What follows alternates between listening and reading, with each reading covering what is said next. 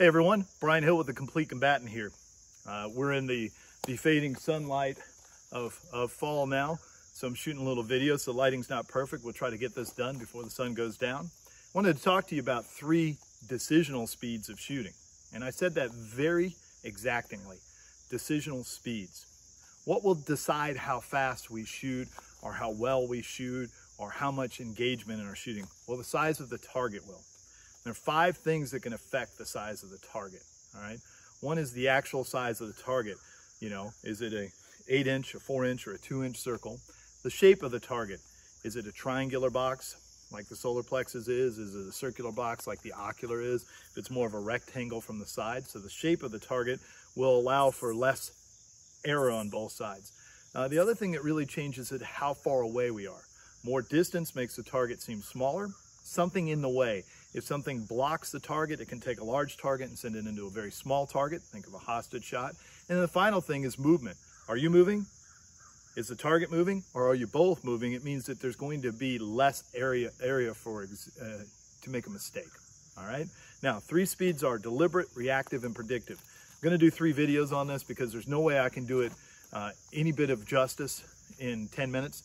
And, you know, videos that go 30 minutes, people stop watching pretty quickly. So let's break it down. Part 1 is deliberate. Part 1 of deliberate shooting is to be accurate and precise. Accurate means to hit the target. Precision means the rounds close to each other. I want both of those things. I'd like them both to be right over the X-ring, okay? So I'm going to work for that. But it requires postural stability.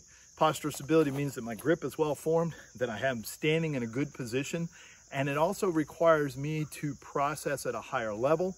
And it requires me to feel more as I press the trigger, which will require a bit more time. It's very time heavy as far as the procedure, but it tends to be very accurate and precise, which is important for us. We need to practice all 3 of these speeds. You don't get to choose just one because, once again, the situation, the context of the target will choose which one's going to be best for each situation. I want to practice this in dry fire first so that I get the most out of it, all right? And what I'm really kind of trying to do is make this finger very relaxed. All right, I don't want to add anything extra to a lever that's moving in a circle with another lever that is moving in a circle this way. What I have to do is balance out the forces and just press that trigger until it breaks, and then flip and press it, get ready to prep it again so that it's ready to fire again. Pinning it to the rear doesn't really help me. Now, in an extreme accuracy shot, if I really got to hold still, I might not move for a split second afterwards, but mostly with a pistol, I'm going to really reset that trigger and get ready to go because that's going to help me track the sights and get back on it. Now, what am I going to expect to see in there? I want to open up my vision, all right, especially red dot shooters. I want to see more than just the dot. I want to open up and see more. And as long as it's inside of that, what I want to do is start applying pressure to the trigger. Nothing extra. If it's 4-pound per trigger, we want 4 pounds of pressure just so it touches, and don't keep going. As soon as it breaks, let it reset. It's a cycle instead of an end result of a linear shot. You're not just pressing, stopping, stopping. You're doing a cyclic nature. Okay, does that make sense to everybody? So let's do a little dry practice, see what that looks like. Got a berm right here. Okay, gun is empty. I'm gonna physically and visually verify it. I'd like you guys to do that too. Thanks for helping me out. You guys are the best. Appreciate you watching. Now, I'm gonna build a good grip, get good postural stability. I don't see any difference between grip and postural stability. My grip starts at my feet and works my way through the body. I'm gonna use the whole body to make a great grip here. Now I'm gonna feel both sides of the trigger, okay? I'm gonna get my weight here, and I'm gonna watch for the dot. If the dot's nice and settled, I'm just going to gently press to the rear. Okay, there was no movement in the dot. That means it's a good press. I congratulate myself in victory there, and then I get fully present again and do it again. There was movement that time to the right. Okay, I had a really good grip, but my finger was more on the left, and it felt like it pulled a little bit. I felt some tension. Started thinking about something else, so let's get on the dot. Now I'm going to exhale, feel the finger. That's perfect. So the dot's not moving much. You guys could see the front of it. Now, my cameraman is not the best in the world. We're definitely low tech here. We spend all our time on a client, making you better and getting your success. So I don't have a fancy setup here. I probably could do a better job with that, but you guys get the idea. What we're going to do is shoot 10 rounds. Now, since this is accuracy and precision, I want 10 of the best rounds that I can shoot out of my gun, close to something that I use for my defensive ammo. So I use Federal HST. I'm also using Federal 124s that really tend to mimic that round pretty well. The HST is a bit more accurate. I'm only at 10 yards. That's my 0.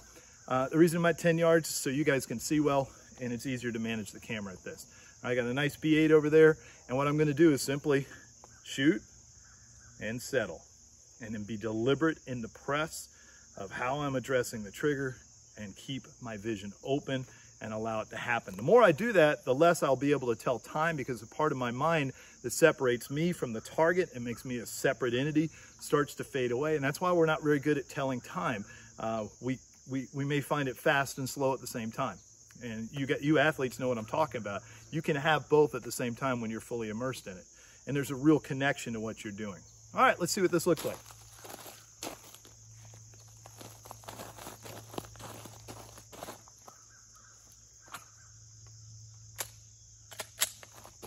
Okay, going hot, guys.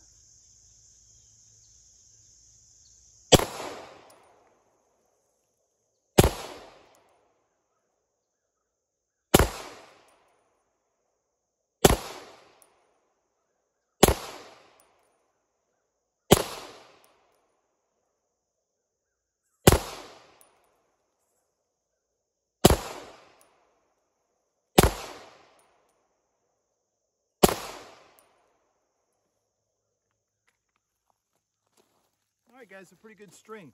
I did struggle a bit with not keeping my vision open.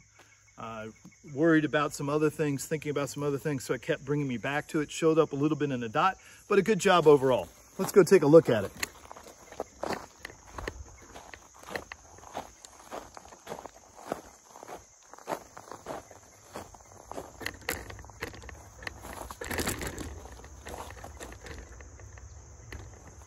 All right, guys, so you can see this pretty well.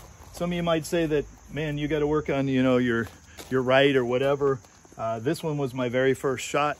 Once again, it's hard to get present while you're on the camera. This one was about the fourth shot, and I noticed I didn't address it. Then I got in the groove, because I tend to be a slow starter in the world, and everything went into the X ring or the 10 ring. So it's 100 points there, 100 X ring, with most of them in the X ring, really only a couple out, maybe 4 out, so 6X, something like that. I don't know. I touched the target. It's a little wet, so now I made a gaping hole out of it. But it's good shooting. It's both accurate and precise. Do I need an adjustment in the zero? I'm not, because I felt my trigger finger over gripping them and really changing things, because I'm in deliberate mode and it matters here. And I could apply a little bit more strength with my left hand, I'm sure. But now I've diagnosed myself, and I know what I'm capable of in a very deliberate manner. And that allows me to have confidence in being able to shoot well. Having these different decisional processing speeds tells you what you have to do in the moment and allows you to know. And stretching ourselves to feeling really deeply with postural stability in our trigger, or when we're in predictive stage, knowing the path that's about to come, allows us to shoot at the speed necessary for the target. Guys, if you've gotten sick of your technical skills not growing, sometimes we have to look inside ourselves. We need to develop the psychological and the physiological. Personality doesn't scale. Because somebody else can do it doesn't mean that it's going to scale to you. What we have to find out is how you work on inside and make your decisions, and how we can do a better job managing your performance and getting you ready to move, and do it on demand. It's an incredibly difficult task. It's been my lifelong work as a coach to do that, and I want to help you guys do that. If you'd like to host me, our minimum is 8. Host train's free.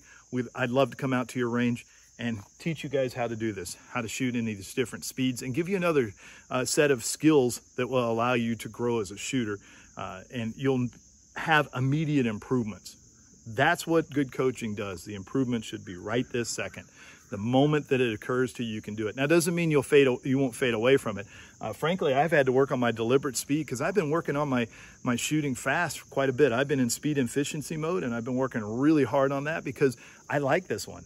I come from a precision shooting background. I'll do this all day. I really enjoyed this. And much like the good kids you don't pay attention to, well, his grades started to slip because I wasn't paying attention to them. I was paying attention to my speed athlete, but I wasn't paying attention to my precision athlete. So I just changed that. I'm working on it a little bit. I thought you guys might enjoy this video.